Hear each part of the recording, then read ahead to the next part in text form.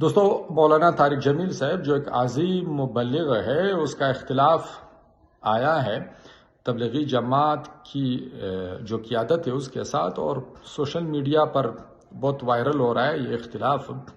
تو مولانا طارق جمیل صاحب وہ شخصیت ہے جس کا آج تک میں دفاع کرتا رہا ہوں۔ جتنے بھی اعتراضات اور سوالات اٹھائے جاتے ہیں، مولانا طارق جمیل صاحب اپنے فیس بک پیج پر ہمیشہ سے میں نے اس کا دفاع کیا ہے۔ البتہ تبلیغی جماعت کی قیادت کے ساتھ مولانا طارق جمیل صاحب کے اس اختلاف میں تبلیغی جماعت کی قیادت کو برحق سمجھتا ہوں۔ ہر جماعت کا اپنا منشور ہوتا ہے، اپنے اصول ہوتے ہیں، اپنے قواعد ہوتے ہیں۔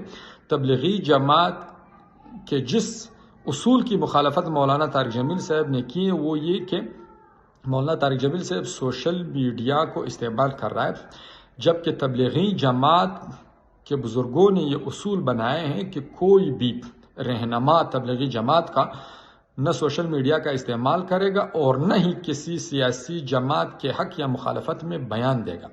تو یہ وہ خلاف ورزی ہے جو مولانا طارق جمیل صاحب کئی سالوں سے کر رہا ہے، اور اسی بنا پر اسے تبلیغی جماعت کی قیادت سے نکال دیا گیا ہے۔